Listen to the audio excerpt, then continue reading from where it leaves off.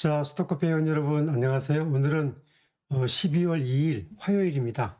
오늘 시장은 코스피 코스닥 반등을 나오고 있는데, 오늘 시장 흐름과 12월 달의 시장, 그리고 2026년도의 시장까지 전체적으로 한번 살펴보겠습니다.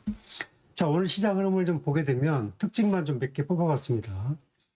메이저 투자자들이 이제 순매수 전환, 외국인은 현선물 순매수하고 있고, 기관은 현물 매수, 선물 매도하고 있는데, 전체적으로는 시장이 현물 매수 포지션이 한 1조 원가량이 늘어나면서 지수가 좀 상승하고 있다. 이렇게 봐야 되고요. 이 시각 현재 일본 니케이 시장은 반등하고 있습니다. 하지만 나스닥 선물은 보합권에 있기 때문에 상승 하락을 반복하고 있기 때문에 이 부분은 약간의 내일 시장, 12월 아침 미국 시장의 흐름은 어느 정도 미리 좀 반영하고 있다 이렇게 봐야 될 것 같습니다. 오늘 아침에 마감된 이제 미국 증시가 다운너스닥 출렁했는데 그 이유 중에 하나가 이제 여러 가지가 있지만 두 가지를 꼽으라면 이제 비트코인의 급락, 그 또 하나는 일본이 12월 중순에 일본 중앙은행이 금리를 인상할 것이다. 그렇게 되면 현재 0.5%인 일본 금리가 인상하게 되면 국제 시장에 나가 있는 이른바 엔화 자금들이 급격하게 일본으로 회수가 되면서 국제 금융시장에서 많은 주식 매물이 나올 수 있다. 그런 우려감이 나오면서 미국 시장 출렁했습니다. 그리고 미 증시가 단기간 빠른 반등을 했습니다. 지난주도 그렇고, 따라서 이제 엔비디아의 상승이 지수에 대비해서 좀 제한되었다. 따라서 지금은 실적 검증의 불확실성 해소 기간이다. 이렇게 좀 봐야 될 것 같습니다. 먼저 일본의 금리 인상부터 보면 지금 일본의 금리는 현재 0.5, 현재 이쯤 와 있습니다. 0.5. 일본은 지난 10년 동안 거의 제로 금리, 마이너스 0.10%의 제로 금리 또는 마이너스 금리를 하고 있다가 작년에 두 번 금리 인상했습니다. 0.1로 한 번 갔고, 그 다음에 0.25로 갔다가 25년도에 1월 달에 0.5로 올렸어. 그러니까 일본이 금리를 지금 작년부터 올해까지 세 번 올렸는데, 지금 이제 이렇게 올릴 수밖에 없는 흐름은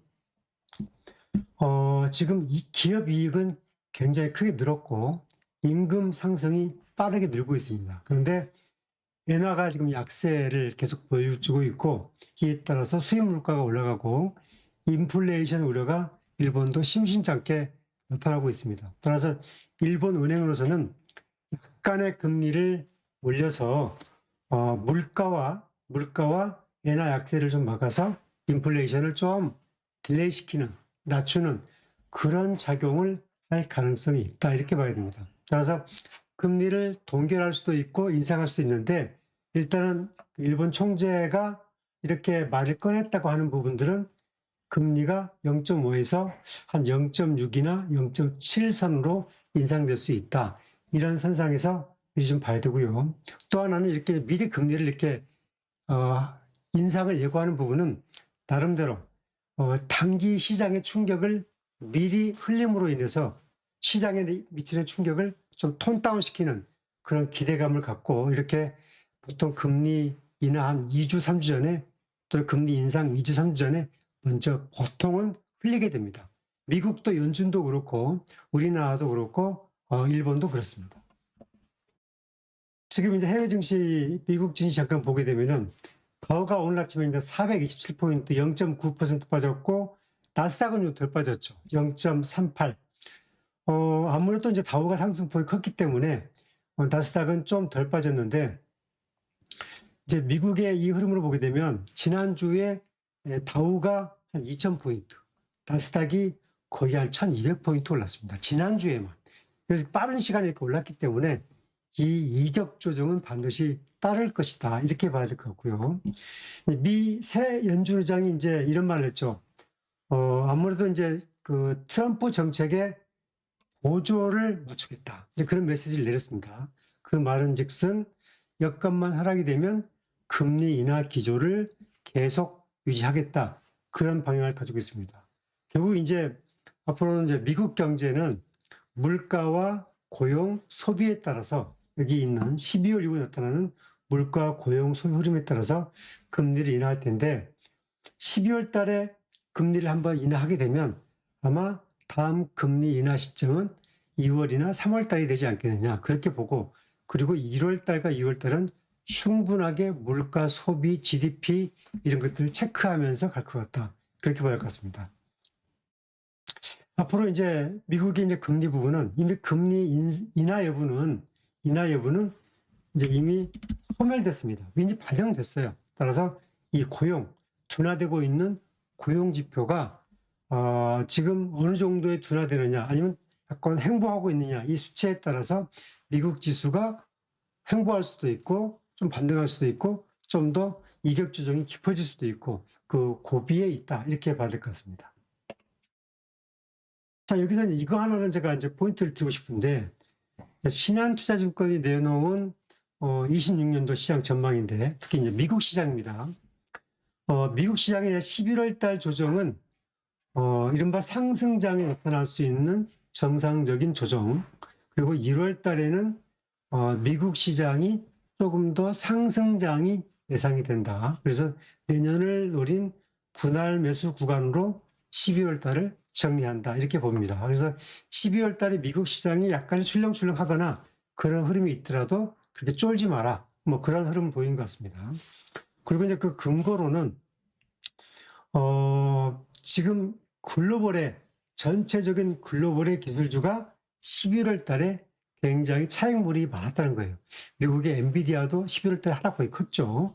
따라서 한국, 일본, 대만, 반도체도 다 하락했잖아요. 이런 흐름들을 보게 되면 11월 달에 이제 기술주가 하락이 컸었는데 AI의 성장 기조는 여전히 유효하다. 그런 코멘트를 내놨고요.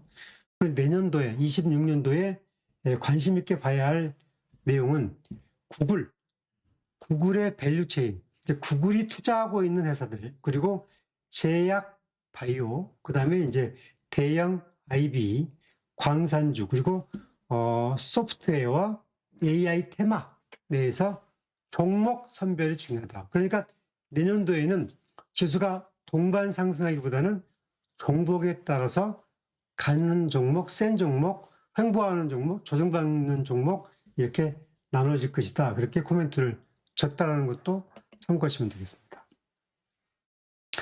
자, 이제 우리나라 시장이 이제 조정받았었는데 오늘은 이제 거의 3,900 후반선까지 이제 반등하고 있는데요. 지금 이걸 보셔야 됩니다.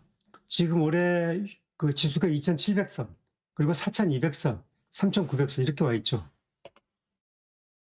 이것을 이제 잠깐 종목군이니까 한번 보고 가겠습니다.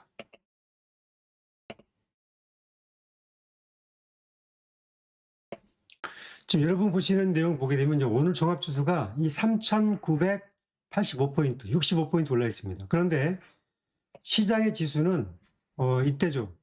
한 6월 달 무렵에 한 2,700 전후였습니다. 그리고 11월 달에 4,200을 넘었다가 지금 갔으니까 2,700에서 4,200은 1,500포인트 올라간 거잖아요. 그리고 이제 2,700에서 지금 3,900은 거의 한 1,300포인트 올라가 있습니다. 이렇게 지수가 빠르게 지금 올라가 있는데 이런 후유증이 없을 수가 없다는 얘기죠. 여러분들은 계속 이렇게 좀 절벽처럼 올라가기를 원하는 사람이 있을 수도 있지만 모든 시장은 자연적으로 많이 올라가게 되면 선물과 옵션과 그리고 그 반대 방향을 투자하는 사람들, 이런 풋을 사는 사람들, 지수가 올라가게 되면 주가가 떨어지면 또 돈을 버는 이 선물과 옵션 시장의 원리상 반드시 급등하게 되면 차익 매물이 나오는 그런 구조에 있다. 이것을 봐야 되죠. 따라서 지금의 시장은 당연스러운 이격 조정. 우리나라 시장도 상승 구도에 있지만 당연스러운 이격 조정 흐름으로 봐야 된다. 이렇게 봐야 되는 거고요. 여기서 이제 외국인 투자자의 이제 매도 포지션을 보게 되면 재밌는 게 있습니다. 외국인이 6월 달 6월 달부터 12월 2일까지는 2조 8,700억을 순매수했습니다. 지금 보시는 이 빨간 글씨. 6월부터 12월 2일까지, 오늘까지는 2조 8,700억 순매수. 하지만 8월부터 오늘까지 보면 5조 3천억 순매도. 그리고 9월부터 오늘까지, 9월 달부터 보게 되면 또 3조 7천억 순매도. 10월 달부터 이제 매도가 본격화되어서 10월 달부터 10, 11월 두 달 동안 오늘 현재까지 보게 되면 11조 1,439억. 그리고 11월부터 보면 11월부터 오늘까지 딱 한 달 구간으로 보게 되면 15조 6천억을 순매도한 겁니다. 외국인이 이 단기간에 이렇게 15조 원을 순매도했습니다. 하지만 6월 달부터 보게 되면 여전히 외국인은 2조 8,700억을 순매수했죠. 그러면 외국인이 11월 달에 15조를 순매도했는데 이 매도로 보게 된다면 반대로 보면 순매수로도 볼 수가 있는 거죠. 그래서 지금 국장은 지수가 2,700에서 4,200 갔다가 지금 3,980선 가고 있는데 추세 이탈이나 그런 흐름은 아니고 당연한 이격 조정.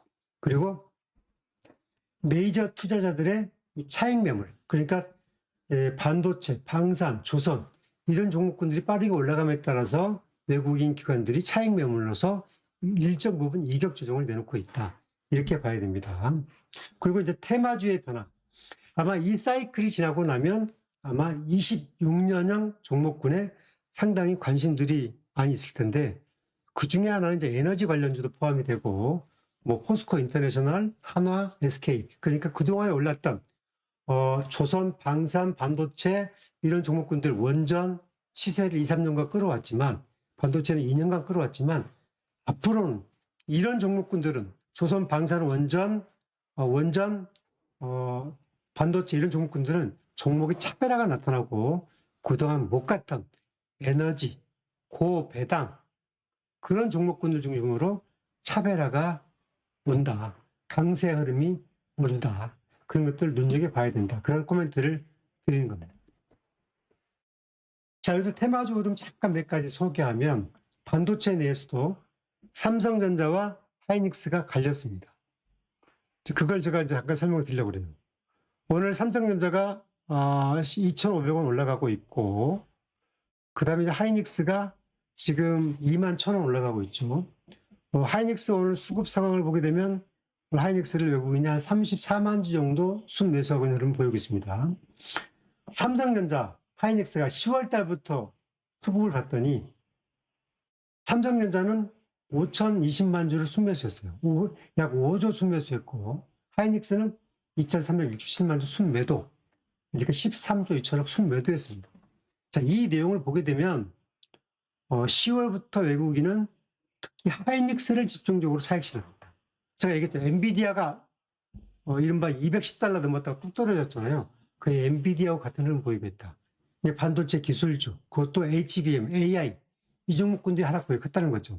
이 내용을 보더라도 이제 11월 달에 이격 조정이 컸었고 메이저 투자자들의 이제 포트폴리오 조정 흐름이 있었는데 그럼 계속 이렇게 팔 거냐? 어느 정도 팔면 이제 진정이 되겠죠. 그 흐름은 이제 사이클은 이제 나타나기 시작할 텐데 따라서 이 흐름을 이해하고 투자를 나서는 게 좋고 그 다음에 이제 조선주도 차익이 나타나고 있어요. 예를 들면 현대중공업 봤더니 현대중공업도 외국인은 살짝 순매수를 가고 있는데 기관들이 차익 실현을 적극적으로 하고 있어요.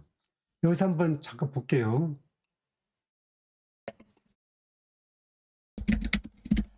지금 여러분 현대중공업 내용입니다. 지금 현대중공업 내용인데 현대중공업 보면 기관들이 지금 10월 달부터 차익 매물 내놓고 있어요. 32만 주 팔았습니다. 외국인은 차익을 하다가 다시 이제 순매수로 갔어요. 그러니까 이 현대중공업 차트를 보게 되면 주가가 이렇게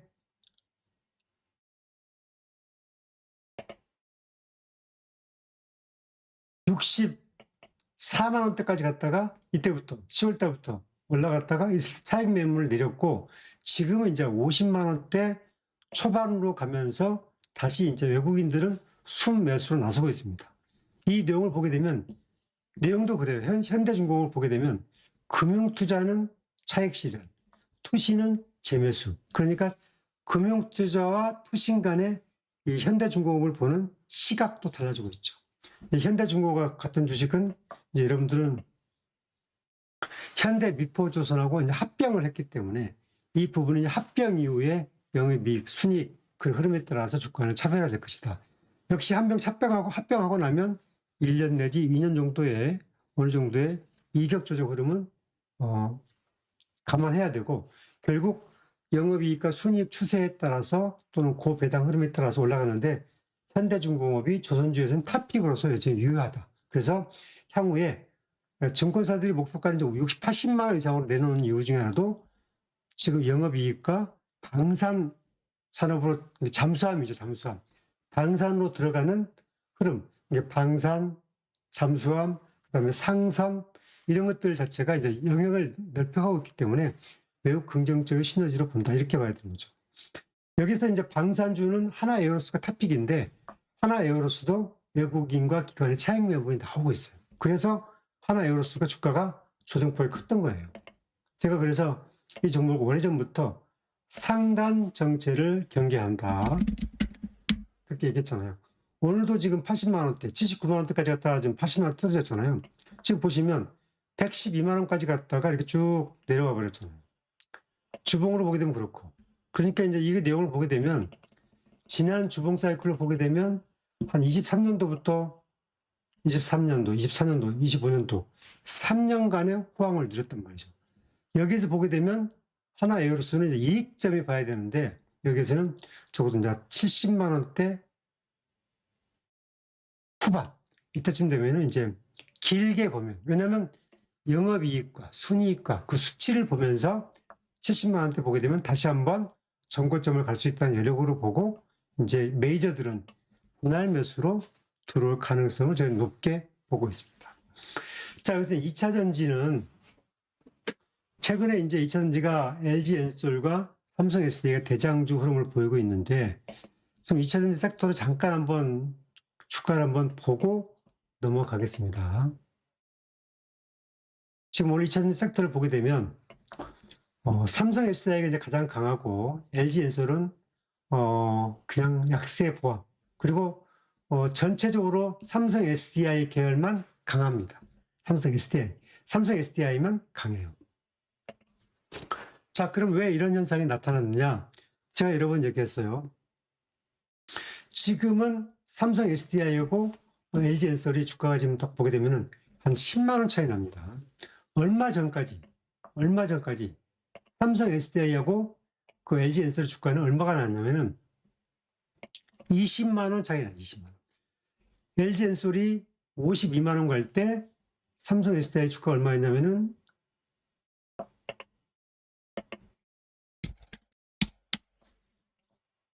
32만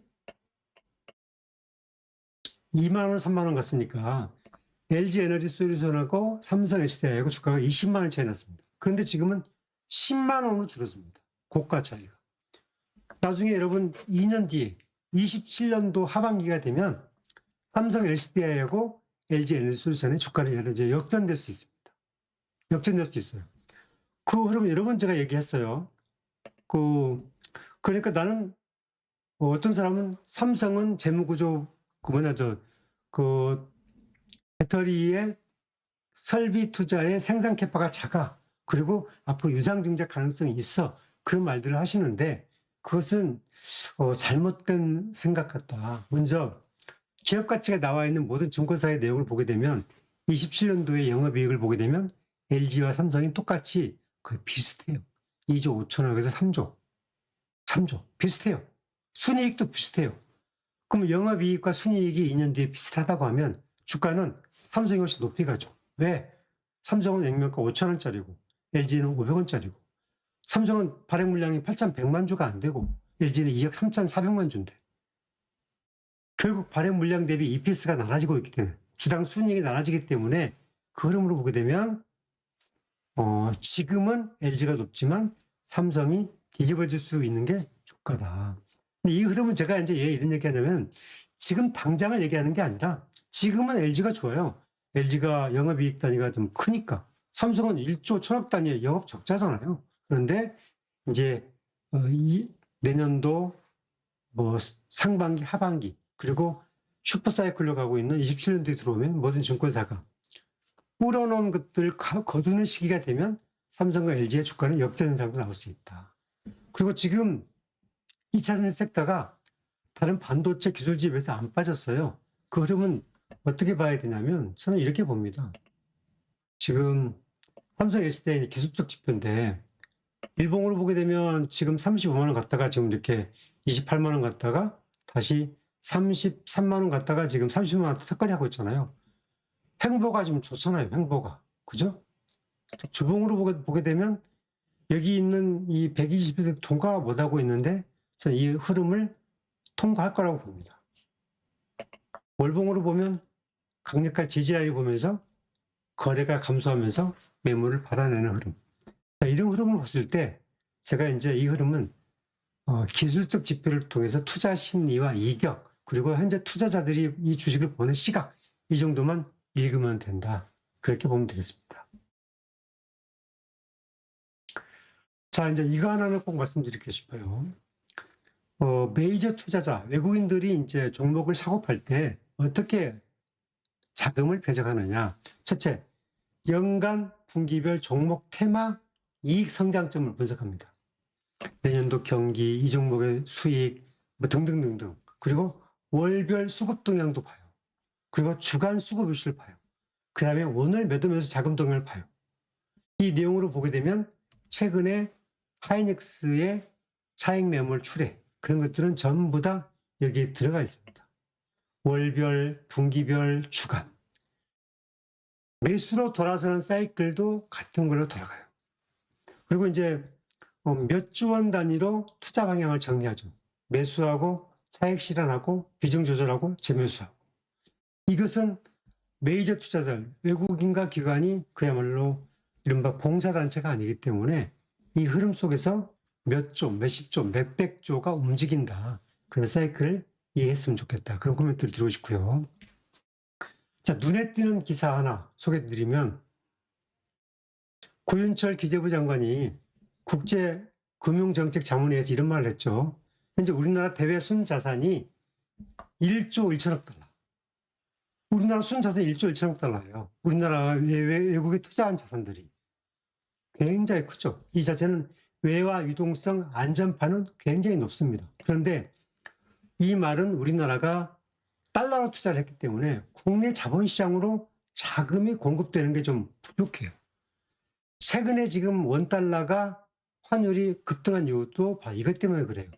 우리나라가 대외 순자산이 이렇게 1조 1천억 달러인데 뭐 환관에서는 막 여러 가지 말이 있지만 그런 위기는 없습니다. 경제 규모도 아주 좋습니다. 따라서 이런 것들은 그렇게 이해하셨으면 좋겠고 또 하나 이제 어제 기재부총리가 외환시장 24시간 개방 그 다음에 역외 우리나라가 아닌 해외에서도 원화결제 인프라를 구축해서 글로벌 투자자의 접근성을 높이겠다 이런 말을 했거든요. 또 하나는 MSCI 선진국 지수 편입위해서 로드맵을 연내 발표하겠다. 그런 얘기도 냈습니다. 여기서 이제 우리나라는 이제 MSCI 지수에 편입되어 있지 않습니다. 올해 6월 달에 실패했어요. 뭐 계엄 이후에 등등 여러 가지 이유가 있었고. 자, MSCI가 요구하는 편입 요건 조건이 4가지가 있어요. 하나는 시장의 투명성, 공매도 같은 것을 막지 마라. 또 하나는 규제의 투명성, 너무 규제를 많이 하지 마라. 외환시장을 자유화해라. 그리고 공시체계를 투명하게 해라. 이 4가지입니다. 그리고 이제 보통 MSCI 지수에 편입되려면 먼저 관찰국에 들어가야 돼요. 관찰국에. 근데 우리나라는 MSCI 지수에 관찰국 진입에 못 들어갔어요. 그런데 내년 6월 달에 관찰 대상국에 지정될 가능성이 높아요. 그리고 지정된 이후에 27년도에 MS 지수에 편입이 됩니다. 그러면 여기에서 부총리가 얘기했죠. 외환시장 개방, 원화 역외결제 인프라 구축, MSCI 지수 편입 로드맵 마련. 이런 것들을 이렇게 했단 말이죠. 또 하나는 이제 정책 이슈를 보게 되면 배당소득 분리과세가 이제 국회에서 이제 진행이 되고 있는데 기재위에서 나온 내용은 50억까지는 25% 분리과세. 그리고 50억 이상 배당금은 30% 분리과세입니다. 그러니까 일반 투자자들이 50억 배당금 받은 사람 많지 않잖아요. 어찌됐든 지금은 45% 이제 합산 과세인데 분리과세가 되면서 50억까지는 25%, 30억 이상은 30%로 된다는 거죠. 이런 것들도 이제 구체화되면 내년도 증시에 좋은 흐름을 예상이 되고, 또 하나는 상법 개정 지금 진행 중인데 계속 이제 여당이 계속 이제 왔다리 갔다리 하죠. 하지만 자사주 소각 규정 등 반영하게 되면 금융, 증권 또는 자사주를 많이 갖고 있는 지주회사 이런 종목군들이 굉장히 긍정적 시그널이 예상이 된다. 이렇게 볼 수 있습니다. 제가 오늘 여러분들한테 이제 시장을 이렇게 짧게 설명드렸는데 이 방송 도움 되시면 좋아요, 구독하기 부탁드리고, 다음번에 조만간에 이제 2차전지 섹터도 좀 분석을 해드리고, 또 하나는 26년도 시장 전망도 테마주에 어떻게 비중과 포트폴리오를 가져갈 것인가, 그런 흐름도 정리를 해드리겠습니다. 자, 여러분 좋아요, 구독하기 부탁드리고 오늘 방송은 여기서 마치겠습니다.